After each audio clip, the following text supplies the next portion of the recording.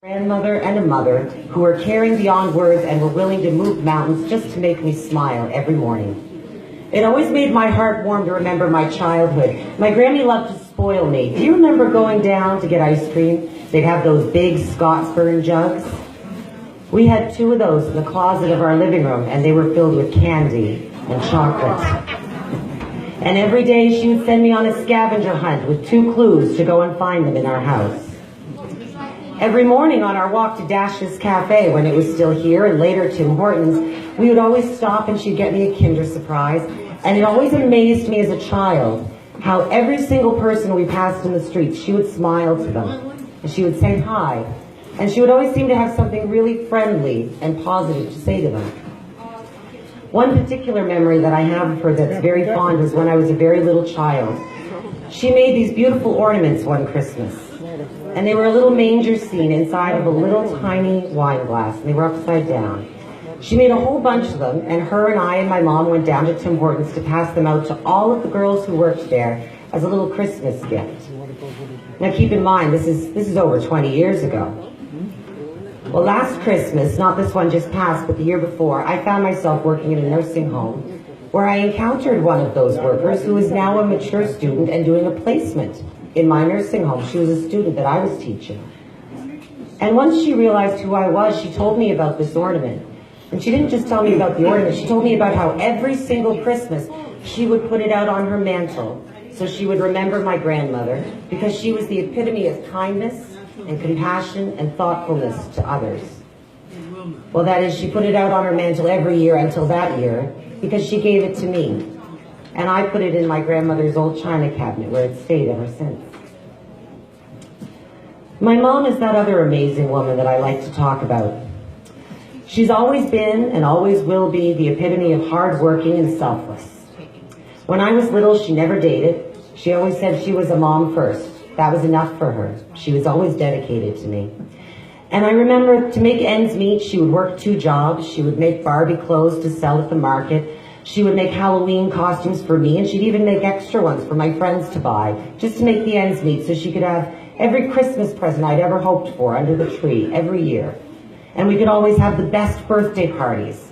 Whatever theme I wanted, she would craft and she would make whatever she needed to do to make sure that I had the party of my dreams every single year. And whenever I needed to talk to somebody, she was always there. When I came out to her as gay in high school, she told me that she loved me and it didn't matter. Later in life, when I came out to her as transgender, the first thing she said to me is, well, we better go shopping then, you're going to need some dresses.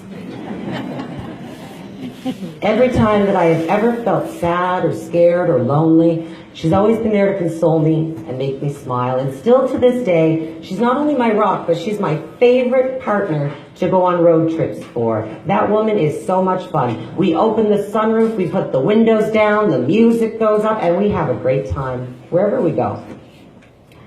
At first, even to myself, these just seem like really charming memories.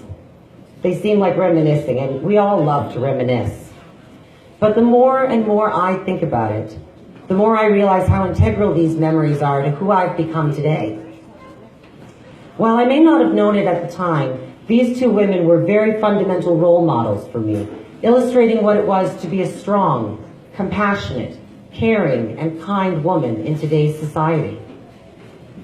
When I was in high school, before I began my transition, I was identifying as a gay male, and I had very, very limited understanding of what it was to be transgender.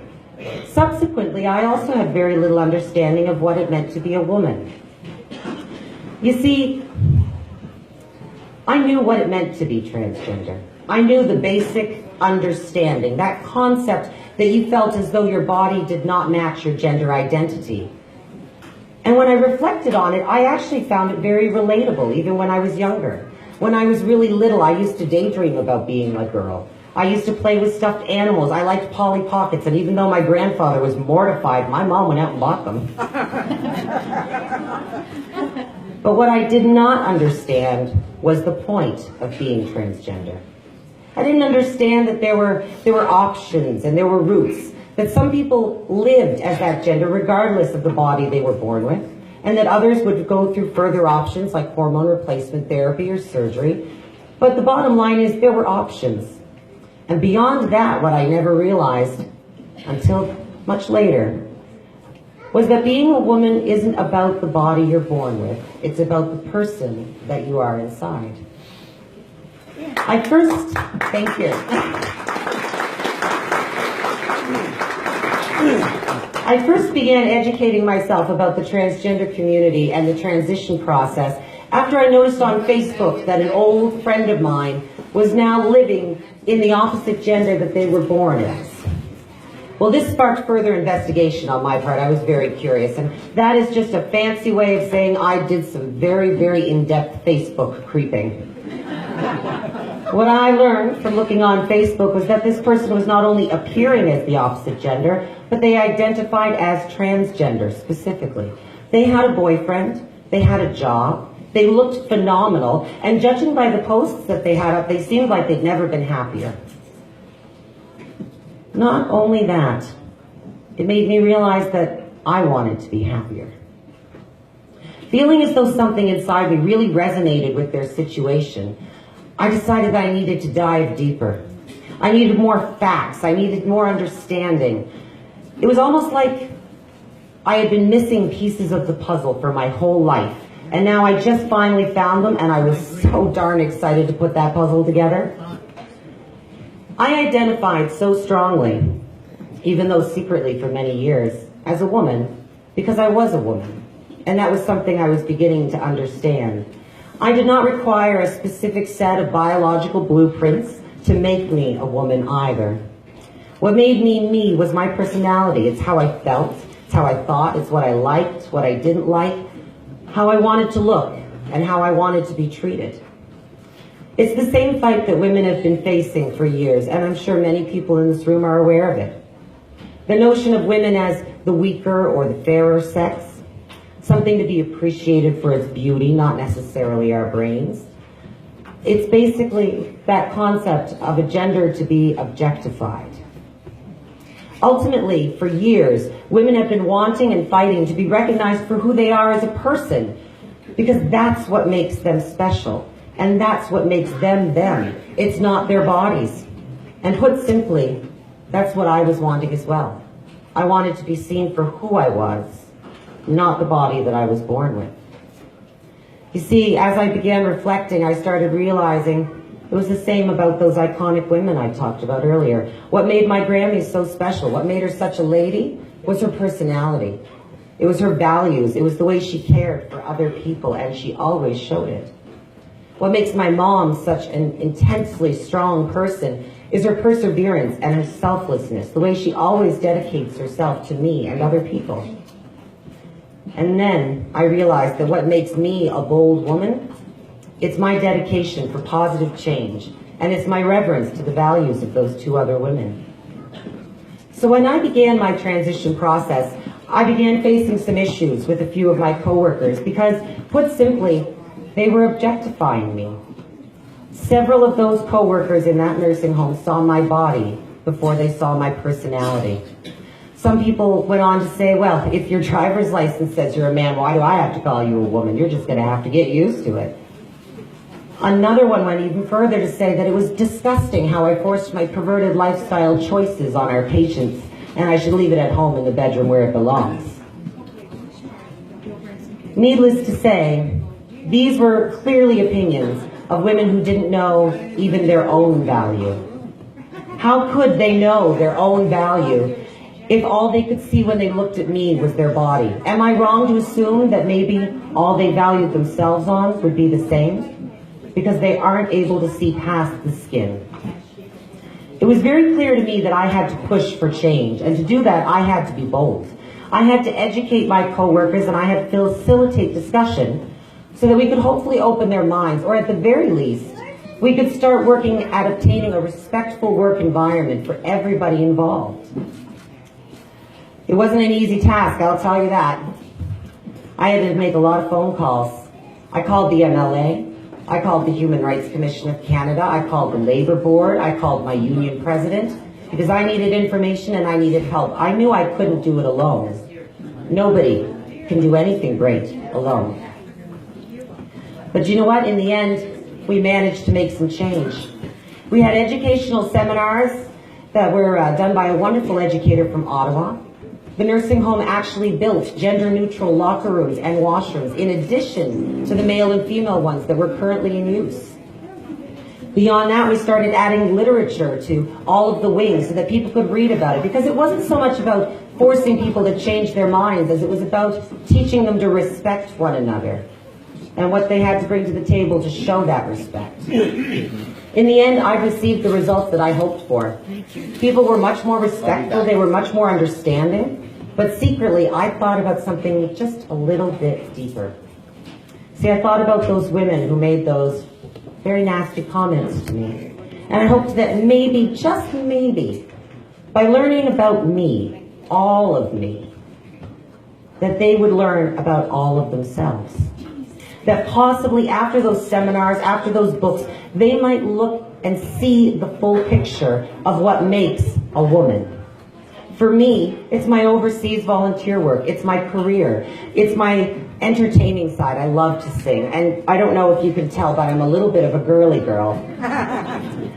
But I also have insecure sides. I've got a temper. I'm a normal, well-rounded person, and so are they. And I should not be judged on my body. And I hope that they learned that they shouldn't be either, because there's a lot more to me, and there's a lot more to them. It amazes me how that kind of boldness and how that education can really create and facilitate a feeling of inclusivity. You see, it wasn't just me fighting my battles. I mentioned that I had to make phone calls. I had to get other people to get involved. And once those other people did get involved, my coworkers started to become involved too. And suddenly it wasn't just me pushing for change, it was everybody. And we were all on the same page. We were all working together. It's kind of like here in Amherst. I'll be honest, when I first came out, about 12, 13 years ago, I had a few troubles. I've always been blessed to have a wonderful family, and I've always been blessed to have a few wonderful friends. But when I first came out, I did have issues with a number of others. I was bullied, and I was teased, and I didn't really know what to do about it at first, until I realized that I had to be bold and stand up for change. And when I talked about it, and when I started talking at other schools, and when we started developing and building our Gay-Straight Alliance, I started noticing a change in atmosphere. And I'll tell you, when I graduated high school, 4 years later, I went to prom with a same-sex date, and everybody who went to see our prom clapped and cheered and took pictures. And if that doesn't tell you how much change can happen in just 4 years, I don't know what else can. I won't lie and say that things are perfect, because they're not. We do have transgendered youth here in Cumberland County, and I hear from them. Some of the schools I go to talk at, and sometimes I hear from them independently. And some of them are still being bullied at school. And some of them don't even have the support of their parents, because their classmates or their parents see their bodies first. They see who they're supposed to be instead of who they actually are, and that seems to be a more important value. Just south of us, we also have problems. I don't know if you've been keeping up with the Americans. I know every time I want a good laugh, I go and look for Trump. But on a serious note, he's working to take away women's rights to make choices about their own bodies. He wants to abolish abortion across the nation. He's also repealed the bill that protected transgender people from using the bathrooms that co-align with their gender identity. So they're no longer protected. And this is here in North America. And these are legalities. These are people who are no longer safe. In other countries, we have people who are transgendered or who are women who are still being looked down against. They're not receiving equal health care. They're not receiving equal education. They're not receiving equal treatment. Because of all of this and so much more, I realize that we have come a long way. But on both a local stage and a global stage, we have a lot further that we have to come. For the sake of all of these people, our youth here in our communities, our American neighbors down south, and all these people in the other countries, We need to continue pushing for change. And what we need to do is unite and share the message that who we are is determined not by our bodies and the parts that put it together, not by our sex, not by our gender, but rather by our strengths. We're measured by our values, our sense of identity, our sense of personality. On a positive note, what I do want to tell you, though, is something that makes me so very proud. And it's also what makes me certain that as a community, we here in Amherst will continue to progress. You see, I'm standing here in a room where we're celebrating women, where everybody understands and supports what makes us us. And I was invited to be here, not because I'm transgender, but because I'm a woman, like many of you. I'm unique, and I want to be supported and loved and celebrated for what makes me special, just like anyone else, and just like I would imagine everyone in this room. And although many of you may be out there thinking that you're proud of me or you're proud of what I've managed to accomplish, I want you all to know that what makes me proud is all of you. Because you don't see my body. You don't see each other's bodies.